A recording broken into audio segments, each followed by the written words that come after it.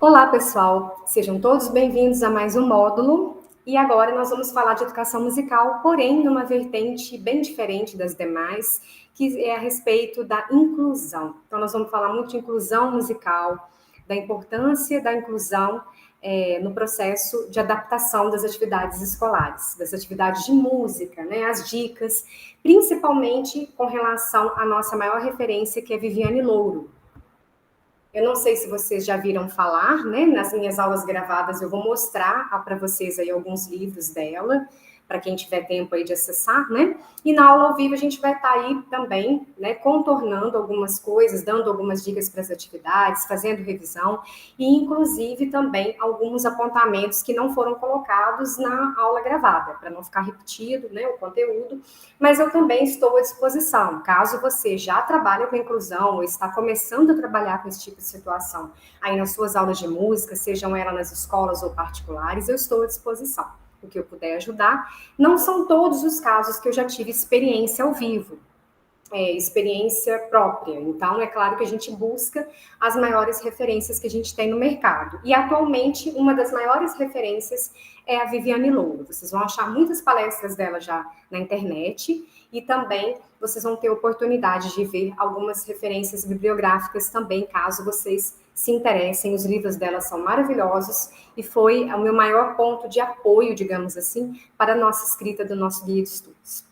No mais, né, vocês vão perceber que não está voltado ao público infantil. A gente vai trabalhar em alguns módulos também referente às atividades e adaptações e também ferramentas tecnológicas de apoio para o trabalho com a inclusão, tá? Mas para quem já trabalha, tem assim bastante experiência, se quiser compartilhar qualquer coisa com os colegas, eu vou ficar muito satisfeita, tá? Quem puder dar o seu parecer, a sua contribuição aqui ao vivo para nós, o que já fez e que deu certo, ou de repente uma adaptação de um material que teve que fazer para conseguir dar aula de instrumento para uma criança ou para um adulto, nós estamos à disposição aqui para compartilhar. Essa disciplina ela é uma disciplina mais compartilhada, tá? Ela não tem a ver exatamente com a educação infantil, ela fala de inclusão de uma forma geral, mas é claro que tudo isso mais ligado à música.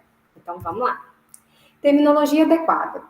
Antes de mais nada, eu queria pedir desculpas caso tenha alguma terminologia, alguma coisa no guia de estudos que talvez não esteja coerente com a atividade, com as terminologias usadas atualmente, com as questões atuais. Por quê? Quando nós escrevemos o guia, né, já faz um tempinho, e ele vai rodando aí à medida que a disciplina vai aparecendo para vocês. Porém, essas coisas, elas modificam da noite para o dia. Pode ser, eu estou aqui falando com vocês, pode ser que amanhã haja um decreto que vai fazer algum tipo de modificação, que vai aumentar ou modificar alguma lei, ou colocar algum inciso, artigo específico. Então, a gente tem que estar sempre lendo, sempre antenado, para a gente poder estar buscando aí, digamos, atualizações. Então, desde já eu peço desculpas, porque tanto nas partes de ferramentas, né, que são usadas para inclusão, que foram colocadas no guia, muitas delas podem não estar no ar atualmente. E aí vão servir só de fonte de pesquisa. E outras vezes elas são passadas por atualizações e talvez fique um pouco diferente do que foi colocado na página, né, na gravura inicial, enfim, vocês sabem, né, que essas coisas são muito modificadas. Mas voltando para, né, as terminologias adequadas, eu queria dizer que em diversas localidades os estudos têm se perguntado qual seria o melhor termo para a gente falar da inclusão, né? Antigamente falava-se muito com indivíduo com deficiência, né? Foi um dos primeiros termos a serem utilizados.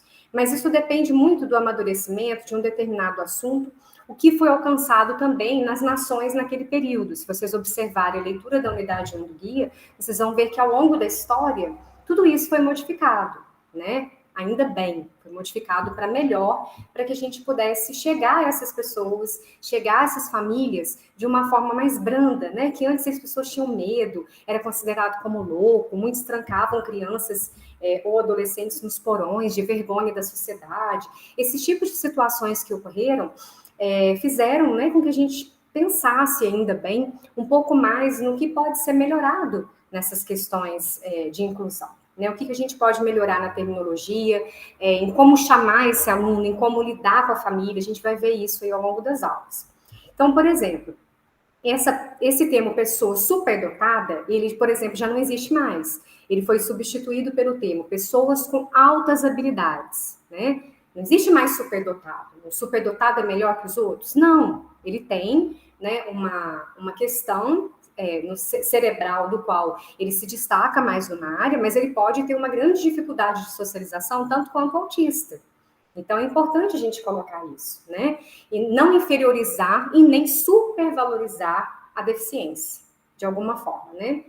E também o termo excepcional, né, que foi utilizado com relação à deficiência mais no sentido cognitivo, a partir de 81, a palavra foi utilizada e depois substituída por portador de deficiência.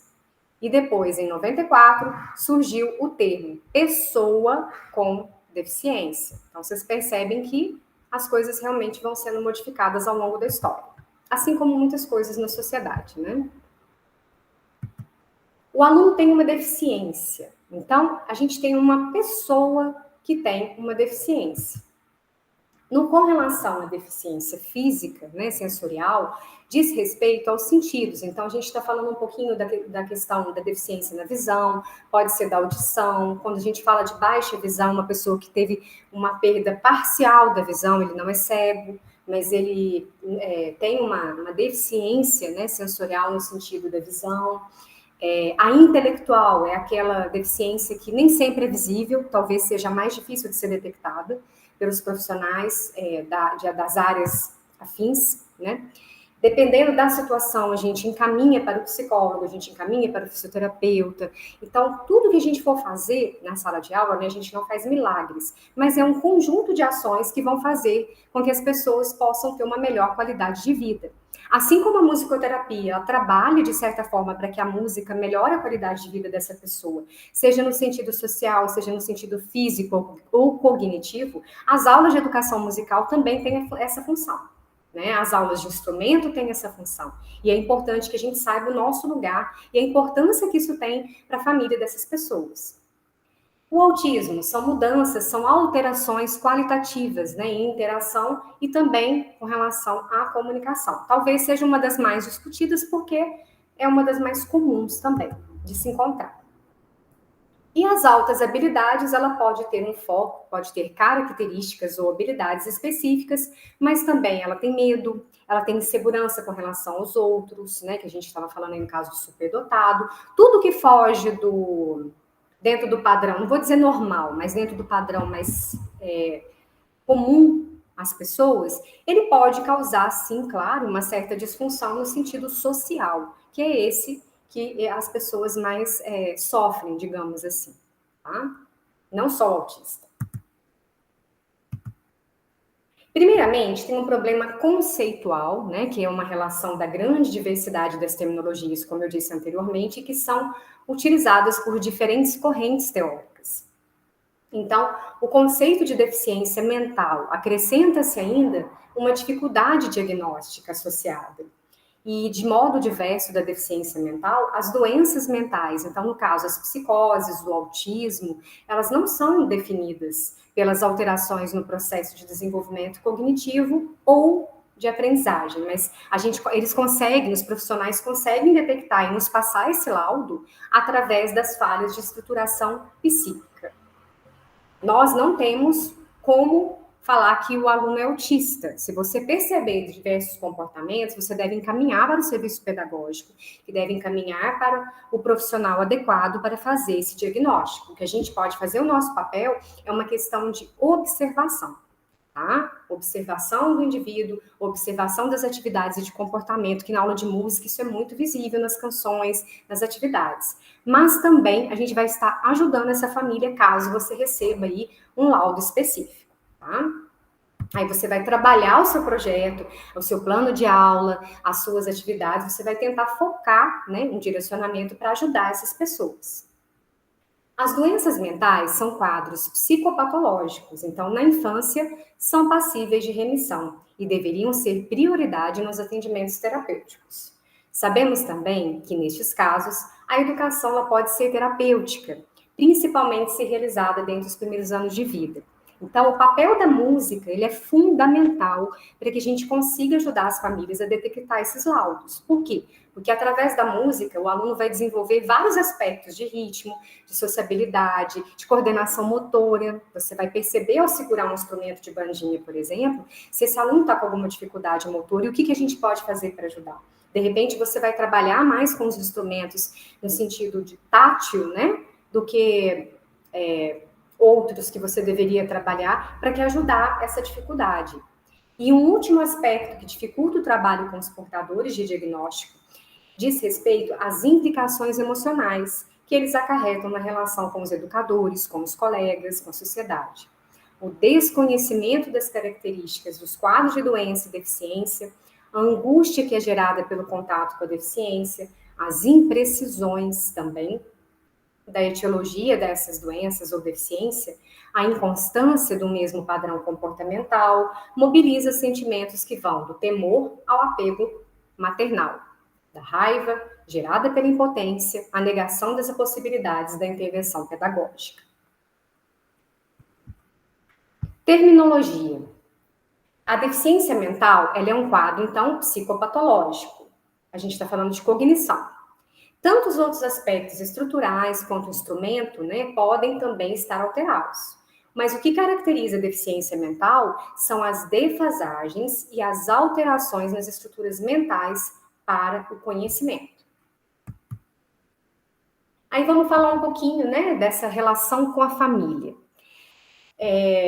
Hoje não tanto, né, devido às pós que existem com relação à cognição. Hoje existe mestrado voltado para o lado inclusivo, hoje existem projetos, isso é tão falado na mídia que agora já se tornou um pouco mais comum.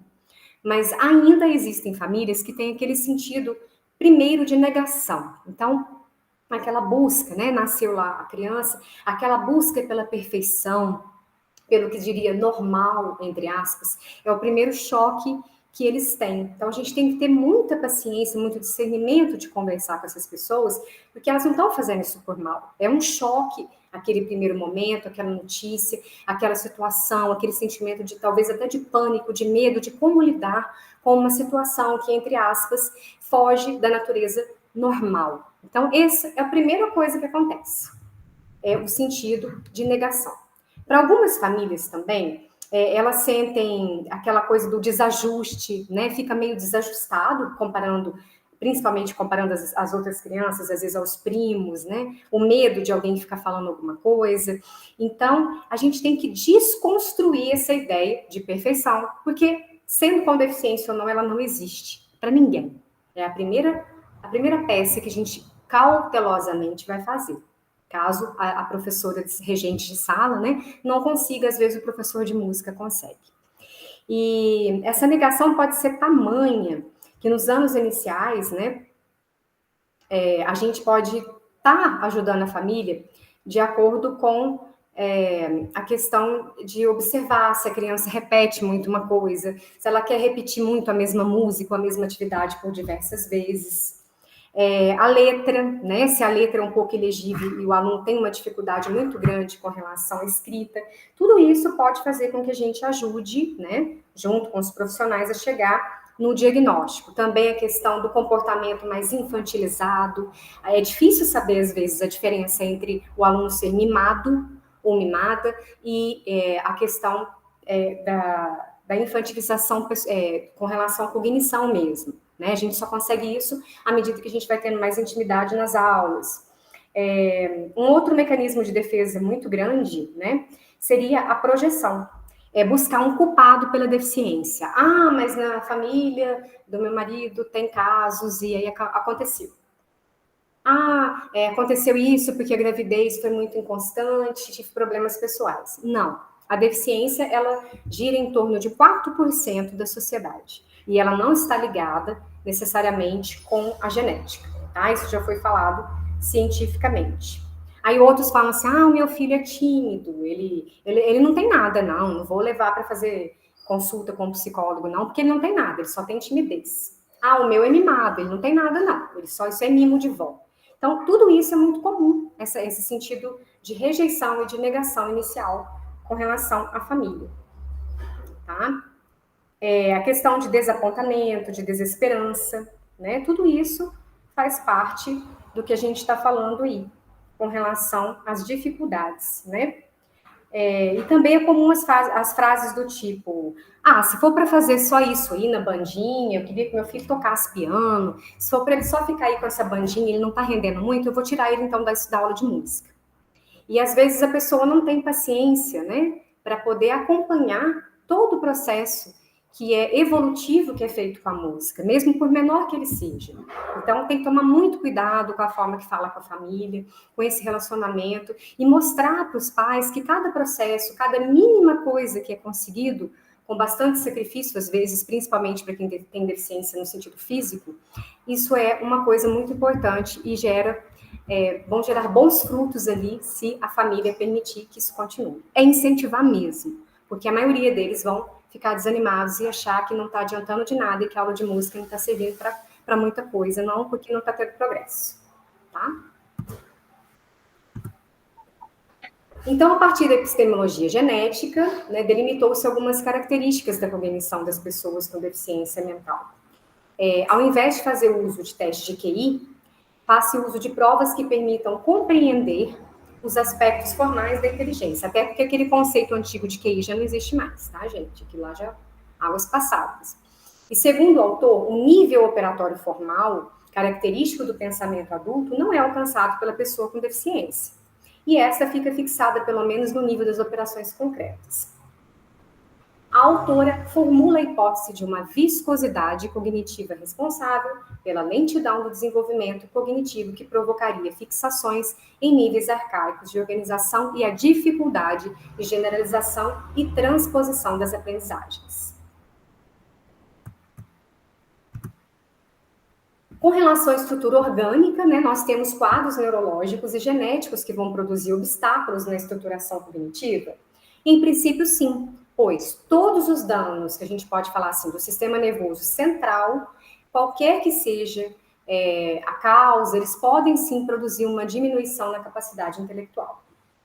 E as dificuldades, né, da estruturação psíquica têm sido classificadas como termo de condutas típicas. Então, esses alunos com condutas típicas são os que apresentam problemas de quê? De adaptação à escola, de adaptação social, de adaptação de estar perto de muita gente, de adaptação de estar fora da casa dele.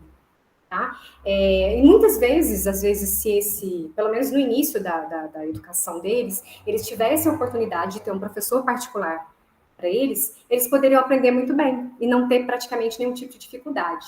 Tá? Então, a gente vê que o problema, no caso da conduta típica, ele não está na aprendizagem em si, mas ele está no convívio, no problema com a convivência, tá? Mas que é necessário, claro, para a escola e para a vida. Em síntese, a deficiência mental está ligada à possibilidade de conhecer, né? A deficiência mental ela não é a causa de uma neurose, nem psicose, nem autismo, nem vice-versa. Mas é crescente o número de evidências de que muitas crianças classificadas como deficiente mental, elas não seriam se elas tivessem, sim, tido a oportunidade de ter esses diagnósticos, de receber em tempo hábil um atendimento mais adequado.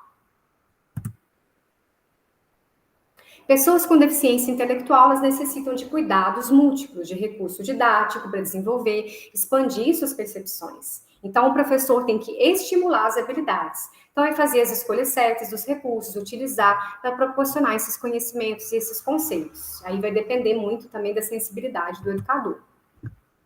Na educação especial, com alunos que apresentam deficiência intelectual, é necessário que esse ensino de música, né, seja atrelada, seja reflexivo, para levar ele a ampliar muito mais os elementos musicais. Então, a neuropsicologia relaciona mecanismos neurais com as funções mentais. E o autor apresenta alguns estudos de déficit intelectual associado a lesões como problemas de fala, afasia, na região de Broca, como também disfunções também que pode afetar a área musical. E aí essas deficiências são denominadas amusia congênita, ou seja, é a incapacidade de decifrar, por exemplo, um gênero musical. E também a amusia, ela é uma perturbação neurológica no processo musical, considerado um tipo de agnosia auditiva, tá? Então, a gente vai ver muitos casos assim, vocês vão ter talvez oportunidade. E falando do cérebro, os hemisférios direito e esquerdo, mesmo que o esquerdo seja fundamental para processar os padrões, por exemplo, de tom, os tonais e outras funções, é no direito que acontece o funcionamento do processamento da melodia. Então, as áreas cerebrais, elas estão interligadas, por isso que a gente fala que a música é importante para o aluno, independente da idade, porque vai trabalhar os dois lados do cérebro, é a única arte que faz isso. E um dos métodos recentes para analisar a atividade cerebral é a neuroimagem. Isso já é possível e vai ajudar a analisar a atividade cerebral. É claro que é um exame mais específico, nem toda família tem condição de realizá-lo. Mas quando possível, você já vai saber, ele tem uma certa dificuldade do hemisfério esquerdo. Então você já sabe o que você vai trabalhar, que vai desenvolver mais o lado esquerdo do cérebro. Então, o ideal seria que a gente tivesse a oportunidade, né, de fazer isso com os nossos alunos, para que a gente pudesse direcionar um pouco mais as atividades e ajudá-los. Mas, infelizmente, às vezes isso não é possível. A gente vai um pouco pela intuição também. Falando da deficiência intelectual em música, né, a atividade musical, ela mobiliza todas as regiões cerebrais. E ao ouvir música, a gente vai estimular essas áreas, tanto do córtex motor, que reage ao movimento, quanto o auditivo, quanto o visual, que vai envolver, por exemplo, a notação da música, a partitura, o gráfico, não necessariamente a partitura tradicional, mas qualquer tipo de gráfico, né? A memória, quando a gente está decorando uma música, um determinado conteúdo, a amígdala, que são as reações emocionais à música, e através desse ensino é possível escolher atividades que possam contribuir com a estimulação precoce dos alunos acometidos por lesões que vão afetar algumas dessas regiões. Por isso, é importante, quando vocês receberem esses casos inclusivos, que vocês tenham acesso aos laudos para que vocês possam ler e entender o diagnóstico do aluno. Tá? Como que eu vou preparar as aulas, né? Fala assim, mas eu estou numa classe, às vezes eu tenho um caso ou dois casos que são deficiências diferentes. Como que eu vou preparar? O que eu vou fazer como educador? Nossa, será que eu vou ficar muito perdido? Como que eu vou fazer? Então, a gente vai estabelecer uma rotina, e isso tanto para o autismo como no autismo, isso vai fazer parte da organização da nossa aula. Então, se você começa já a sua aula de música, no caso da musicalização, com uma cantiga de entrada, com um tipo de jogo, depois você trabalha conteúdo musical, e no final relaxamento, o aluno ele tem um direcionamento. Peraí, a professora está cantando a música de bom dia, é minha hora de começar a aula. Todo mundo deitou no colchonete, né? Tá fazendo aquele momento de relaxamento. Agora é a minha hora de relaxar, a aula de música está acabando. Então, quando eu tenho essa organização em padrões, né? Não que eu não possa sair disso, mas que eu tenho uma organização direcionada, eu consigo ajudar tanto a questão da deficiência, como também os demais alunos, eles vão sentir mais confortáveis com relação a isso. Isso vai colaborar muito com a organização neurológica, tá? Então, a repetição das atividades, você vai, né, condensando aquilo e vai aumentando o grau de dificuldade à medida que você vai trabalhando. Isso é uma fixação também de conteúdo. Então, por exemplo, na sua matriz, assim, você tem 6 temas musicais. Você tem duração, altura, intensidade, timbre, caráter, contexto, estruturação, notação. Você vai subdividir em tópicos que pode explicitar melhor, pormenorizadamente, os conteúdos. Mas os recursos visuais, táteis e multissensoriais são também de grande valia. Você não vai deixar de utilizá-los, é claro, nas suas práticas, tá? O olfativo. E apesar de sermos todos aprendizes multissensoriais, as pessoas com deficiência intelectual, DI, elas têm se beneficiado mais da abordagem por ter impedimento na compreensão mais abstrata. Pode ser percebido, tanto adulto quanto criança, que em atividade desse tipo, muitos alunos conseguem a realização da atividade. Porém, às vezes ele não consegue manter um pulso. Vamos supor que você está com um aluno lá que você trabalha pulso, explica ritmo, e ele não consegue bater o instrumento no ritmo certo. Ele fica sempre fora. Ou, se você consegue realizar contornos melódicos precisos, com boa afinação, mas com dificuldade em articular certas palavras, ou de memorizar letras, né? Então, tudo isso a gente tem que observar e perceber a recursividade, ou seja, qual é o momento de avançar a etapa, qual que é o momento de fazer uma memorização daquele conteúdo, para depois avançar um pouco mais, estar voltando no conteúdo, mas nunca deixar de trabalhar algo novo, né, para poder chamar a atenção dos alunos, aquele clique, enfim, né, a gente tem que estar sempre atento a isso. E falando um pouquinho com relação a essa dificuldade, para quem não sabe, né, O cérebro também, a gente tem que observar com relação à capacidade do cérebro processar certas coisas. Então, vamos supor que você está trabalhando só em silêncio. Quando eu ouço, isso vai chegar lá no lobo temporal. Então, lá vai ser decodificado, é como se fosse um computador, ele identificou ali. E eu vou saber que eu tenho, por exemplo, que tocar a nota dó. Ou eu vou saber que o meu som está mais grave e o outro está mais agudo. Ou que a minha nota está desafinada quando eu estou tocando. Eu sei que está desafinada.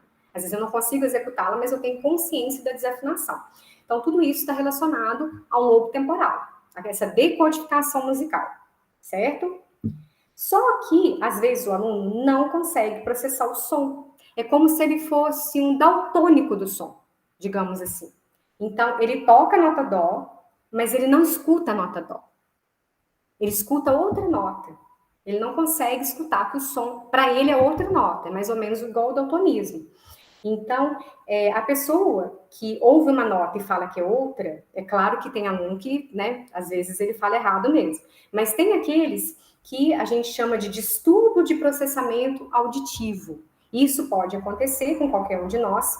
E também, assim como pode ter problemas de linguagem, como nós falamos, né? Se tiver uma dificuldade muito grande da fala, da questão, né, de fala. A gente tem que observar se às vezes o aluno troca de letra quando está escrevendo. Tudo isso vai fazer com que a gente decodifique, né? Se a gente tem problemas por questões mais emocionais, né? Para a gente poder diagnosticar. Como que eu vou saber, né? Se isso é uma deficiência ou se é só porque o aluno é desatento mesmo, né? Não presta atenção lá no que eu estou passando do ritmo ou que eu estou passando com relação ao contorno melódico. Você vai observar pela convivência ao longo dos dias e dos meses com esse aluno. Então, por exemplo, toda vez que você toca dó, o aluno escuta o si, se for uma vez ou outra, ou forem várias notas erradas, é uma coisa. Mas se for sempre aquela nota específica, aquela situação específica, de repente é aí que a gente tem que ficar um pouco mais atento para ver que forma a gente pode ajudar. Tá bom? Bom, pessoal, então eu estou à disposição para qualquer dúvida que vocês precisarem, dentro do possível, claro, como eu disse, eu não trabalhei com todos os tipos de deficiência, mas o que eu puder ajudá-los, eu estou à disposição. Espero que vocês gostem da disciplina, sejam todos muito bem-vindos e até a próxima. Vou pausar a gravação.